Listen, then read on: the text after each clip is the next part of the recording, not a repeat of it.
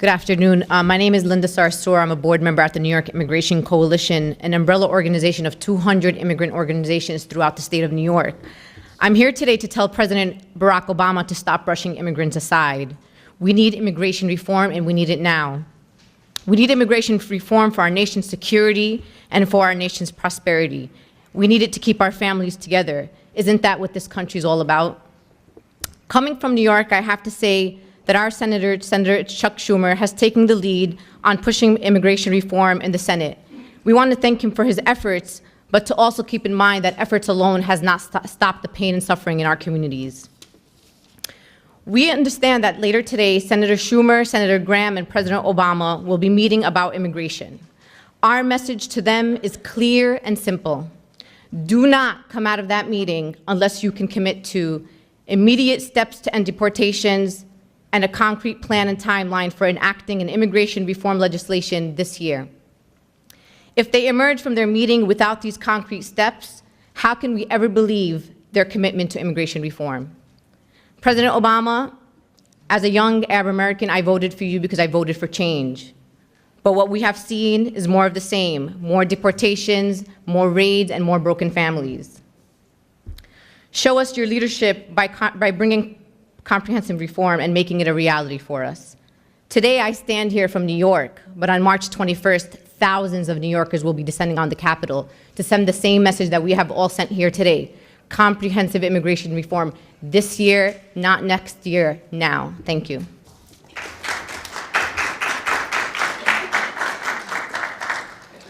Our final speaker is Emma. We have that similar situation right now in New York City in Congressional District 13, where we were able to help elect a Democratic Congressman, Michael McMahon, in Staten Island and Southwest Brooklyn. And we've been talking to him about comprehensive immigration reform and how he needs to be a leader. As all of you know, he also has voted against healthcare reform. What we've been doing is that we can speak to Republicans in a way that makes sense to them. We're well-educated immigrant communities all over the country, and what Republicans care about is the economy. And when we talk about comprehensive immigration reform, we talk to Republicans about how that's going to benefit them and the economy. And they're unbelievably or believably, there are Republicans who are looking at comprehensive immigration and reform in a way that makes sense for them. And again, just because you're not supporting one Democrat doesn't mean you can't support another Democrat in a primary race. So we want to let Democrats know that we're not just going to vote Democrat, we're not just going to vote party, we're going to vote issues. And I think that's the mistake that we've done in the past, where we've been voting party. And we in New York have a group of people from all over the state that have been lobbying in Albany, lobbying our state senators. And as you can see, our Senator Chuck Schumer has been a leader and an advocate on immigration reform.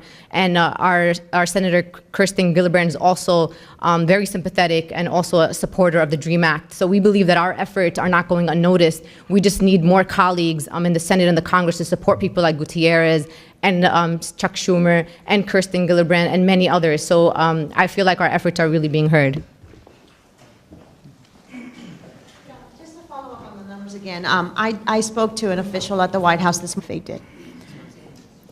I want to also caution the administration to play immigration reform with poker chips. So basically, we're settling. Let's negotiate. Let's give you a pathway to legalization, but let's infringe on your civil liberties and let's strengthen Border Patrol. And as you've seen recently with the TSA guidelines and other issues that have affected many communities. So we'll help one undocumented community, but then we'll be affecting communities like the Muslim community and other communities who are being affected by Border Patrol, airport securities, which are also part of this one larger comprehensive immigration reform bill. So for me personally, comprehensive immigration reform, we won't settle for less. And I really caution our politicians, elected officials, and our administration to play it like a poker chip, because you'll be helping some and affecting others. So it's either one package, or honestly, for me, we'll keep working till the last day until we get everything that we want in comprehensive immigration reform.